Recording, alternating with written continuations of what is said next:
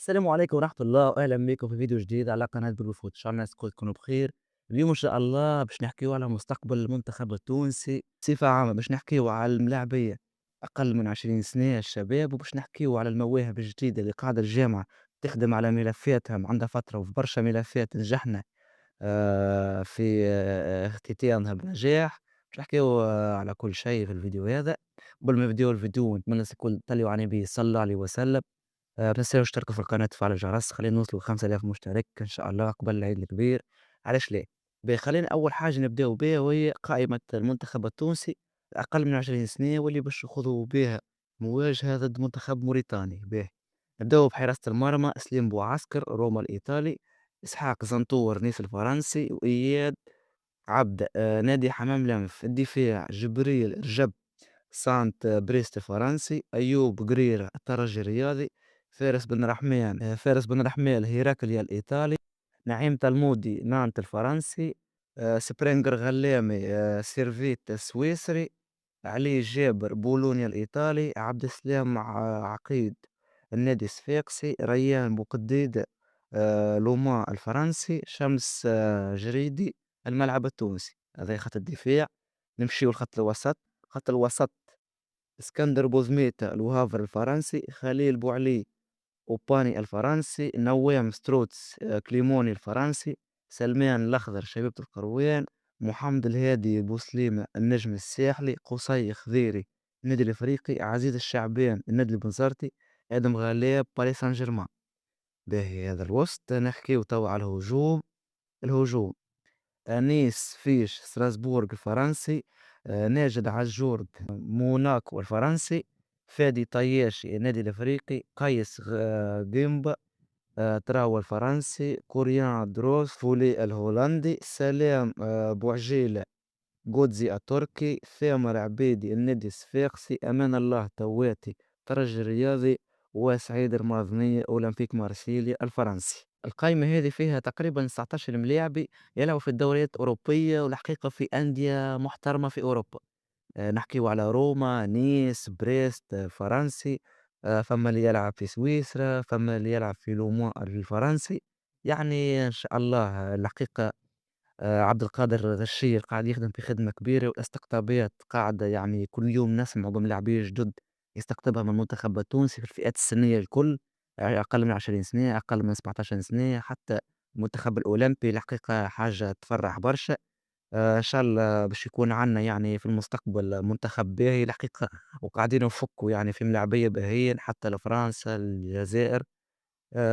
ماشيين في طريق باهي يعني. الخبر الوحيد السلبي في هذا الكل إنه ريان ميسي التحق منتخب فرنسا أقل من 19 سنة. كان موجود في القائمة اللاعب هذا. سمعنا برشا أخبار متضاربة الفترة الأخرانية، والحقيقة يعني بعد ما جات القائمة تأكدنا إنه موجود، يعني مازالت الفرصة موجودة بالنسبة للمنتخب التونسي. أما بحكم يعني توا موجود مع منتخب فرنسا، وزيد مع برشا أندية يحبوا على خدمات اللاعب هذا. الحقيقة ما نعرفش وضعيته توا تعقدت برشا. إن شاء الله يعني يكون موجود. الحقيقة الاستقطابات ما تحبسش الفترة هذه. خلينا نحكيو. شوفوا المقال هذا من موقع عنوان: تونس تنجح في استقطاب مهاجم دورتموند بعد يوم انضم هداف مارسيل. أيوة شفتوا مع بعض من الخبر هذا. يواصل منتخب تونس العمل بجدية لاستقطاب المواهب الصاعدة من أصحاب الجنسية المزدوجة في إطار استراتيجية واضحة تهدف إلى تأمين مستقبل الكرة التونسية. في هذا السياق نجح المنتخب التونسي في استقطاب المهاجم الشاب آدم إبراهيم لتعزيز صفوف المنتخب تحت 16 سنة.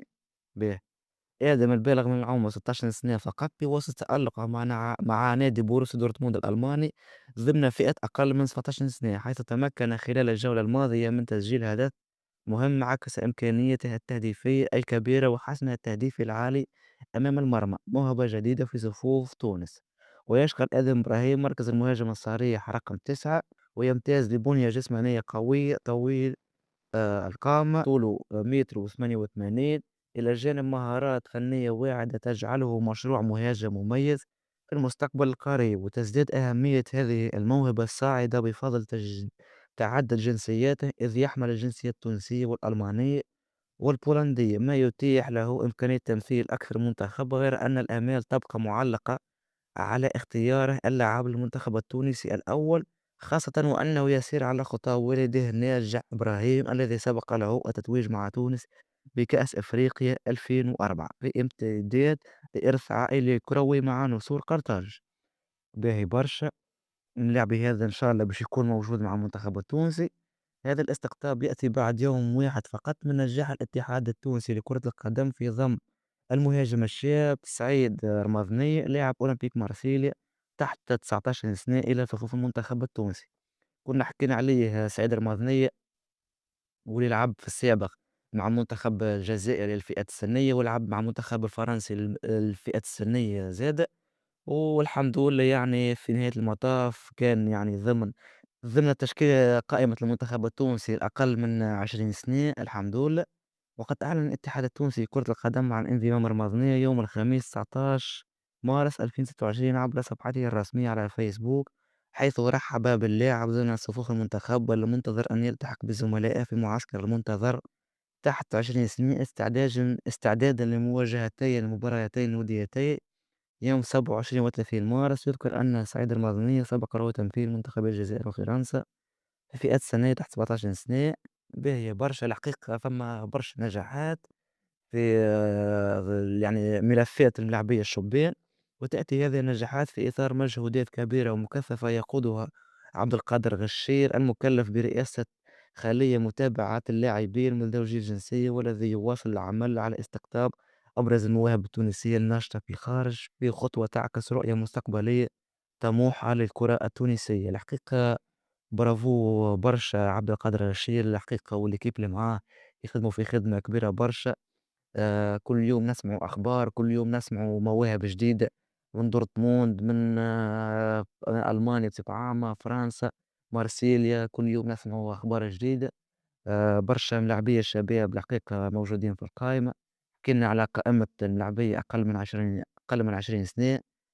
19 لاعب إلى حد الآن موجودين في القائمة هذه، حاجة تفرح على الآخر. إن شاء الله يعني في المستقبل يعني تزداد طموحاتنا على جداء، والاستراتيجية هذه أكيد يعني في النهاية باش تخلّي المنتخب التونسي يكون عنده مستقبل باهي.